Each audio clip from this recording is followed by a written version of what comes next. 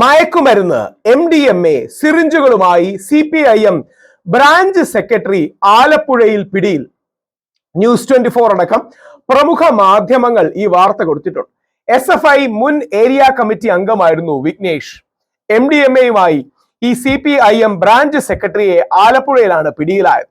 Alappuzha municipal stadium കിഴക്ക് branch secretary Vignesh ആണ് ഇത്. സൗത്ത് പോലീസിന്റെ പിടിയിലാണ് ഇദ്ദേഹം ആയത്.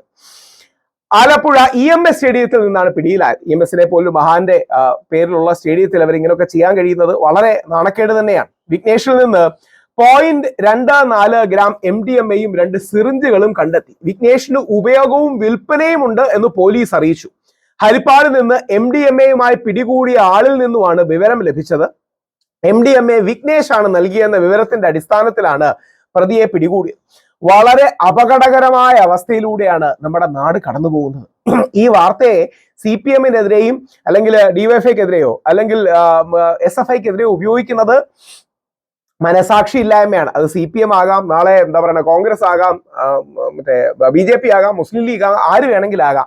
ഈ വാർത്തകളെ നമ്മൾ ഒരു കാരണവശാലും രാഷ്ട്രീയവൽക്കരിക്കരുത്. നമ്മുടെ കേരളം അപകടകരമായ ഒരു അവസ്ഥയിലൂടെയാണ് കടന്നു പോകുന്നത് എന്ന തിരിച്ചറിവ് നോക്കുക വേണം. ഇന്ത്യയിൽ തന്നെ ഒരുപക്ഷെ പഞ്ചാബ് കഴിഞ്ഞാൽ ഏറ്റവും കൂടുതൽ ഡ്രഗിന്റെ ഇഷ്യൂ ഉള്ള സംസ്ഥാനങ്ങളിലൊന്ന് നമ്മളുടേതാണ്. ചില കണക്കുകൾ സൂചിപ്പിക്കാം. 2022 ഡെക്കൻ ഹെറാൾഡ് റിപ്പോർട്ട് ചെയ്യുന്നത് 26,629 കേസുകൾ narcotic drugs and psychotropic substances NDPS ആക്ടിന്റെ ഭാഗമായിട്ടുണ്ടായിരുന്നു.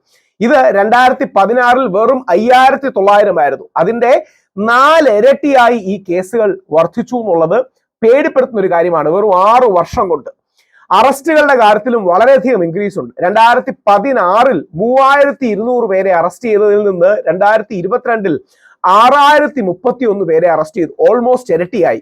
Youth involvement Kerala police നടത്തിയ ഒരു സർവേയിൽ കാണിക്കുന്നത് 21 വയസ്സിന് താഴെയുള്ളവരിൽ ഡ്രഗ് ഉപയോഗം വളരെ കൂടുതലുണ്ടെന്നും 40% 18 വയസ്സിൽ താഴെയുള്ള കുട്ടികളിൽ അതുണ്ടെന്നുമാണ്. പേടിപ്പെടുത്തുന്ന കണക്കുകളാണ്. സിന്തറ്റിക് ഡ്രഗ് സീഷേഴ്സ് ഇതിന്റെ വർധനവ്.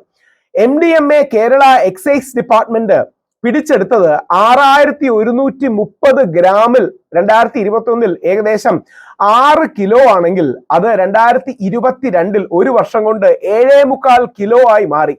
അതേപോലെ മീത്തംഫെറ്റമൈൻ സീഷേഴ്സ് 88 ഗ്രാമിൽ നിന്ന് 2,432 ഗ്രാമായി അത് വളർന്നു എന്നുള്ളത് ഒരു വർഷം കൊണ്ടാണ് വളർന്നു എന്നുള്ളത്. ഗഞ്ച ഏകദേശം 3,602 കിലോഗ്രാം ഗഞ്ചയാണ് പിടിച്ചെടുത്തത്. അടുത്തത് ഇൻവോൾവ്മെന്റ് ഓഫ് സ്ത്രീകളും മൈനേഴ്സുമാണ്.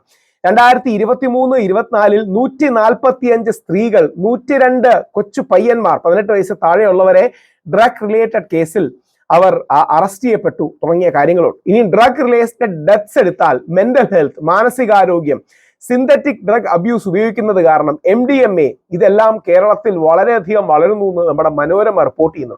ഇതിന്റെ എക്കണോമിക് ഇമ്പാക്ട് 2004 മുതൽ 2024 വരെയുള്ള കണക്കുകൾ എടുത്താൽ 544 കോടി രൂപ ഈ ഡ്രഗ്സിന്റെ കാര്യങ്ങൾക്ക് വേണ്ടി ആൾക്കാർ ഇതിന്റെ സെയില് മറ്റും സീസ്ഡ് നാർക്കോട്ടിക്സ് മാത്രം 544 കോടി രൂപ ഉണ്ടെന്നാ പറയുന്നത്. അപ്പോ എത്രമാത്രം അതിന്റെ ഇരട്ടിയായിരിക്കും ബാക്കിയുള്ളത്. ഇനിയും അഡോളസൻസിന്റെ ഇടയിലുള്ള ഡ്രഗ് യൂസ്, കാനബിസ് അടക്കമുള്ള കാര്യങ്ങൾ ടീനേജേഴ്സ് വ്യാപകമായി യൂസ് ചെയ്യുന്നു തുടങ്ങിയ കാര്യങ്ങൾ പറയുന്നുണ്ട്. ഇനി നാഷണൽ കമ്പാരിസൺ ആണെങ്കിൽ കേരളം എന്ന നമ്മുടെ കൊച്ചു കേരളം മാത്രമാണ് ഇന്ത്യയിലെ NDPS അറസ്റ്റിന്റെ 29.4 30% എടുത്തു. ഏകദേശം 1/3 കേരളത്തിൽ നിന്നും മാത്രമാണ്. 27,545 ആൾക്കാരെ അങ്ങനെ അറസ്റ്റ് ചെയ്തു. അപ്പൊ നമ്മുടെ കേരളത്തിന് സീരിയസ് ആയ ഒരു പ്രശ്നമുണ്ട്. ഇത് ഹിന്ദുവിന്റെയും മുസ്ലിമിന്റെയും ക്രിസ്ത്യാനിയുടെയും വിശ്വാസിയുടെയും അവിശ്വാസിയുടെയും പ്രശ്നമാണ്. കോൺഗ്രസ്സുകാരന്റെയും CPMകാരന്റെയും BJPക്കാരന്റെയും മുസ്ലിം ലീഗുകാരന്റെയും ആപ്പിന്റെയും അടക്കം CPIയുടെയും അടക്കം എല്ലാവരുടെയും പ്രശ്നമാണ്. ഈ പ്രശ്നത്തെ ഒരുമിച്ച് നിന്ന് നമ്മൾ നേരിടണം. എങ്ങനെ മയക്കുമരുന്നിനെ നേരിടാം? മയക്കുമരുന്നിനെ നേരിടേണ്ടത് ലാലേട്ടനൊക്കെ പറയുന്നത് പോലെ ജീവിതോന്മുഖമായ ഒരു ലഹരി ഉണ്ടായിക്കൊണ്ടാണ്. അതായത് ജീവിതമാണ് ലഹരി എന്ന തിരിച്ചറിവിൽ ജീവിതത്തിൽ പോസിറ്റിവിറ്റി കൊണ്ടുവന്ന് ബന്ധങ്ങളിൽ നന്മ കൊണ്ടുവന്ന് ഡ്രഗ്സിന്റെ അവൈലബിലിറ്റി കുറച്ച് ജീവിതോന്മുഖമായി നമ്മുടെ കുട്ടികളെ മാറ്റുമ്പോഴാണ്. ആ രീതിയിൽ പോസിറ്റീവായി മാറ്റാൻ നമുക്കാകട്ടെ. കേരളം അല്ലെങ്കിൽ അപകടകരമായ ഒരു സ്ഥിതിവിശേഷത്തിലൂടെയാണ് പോകുന്നത്.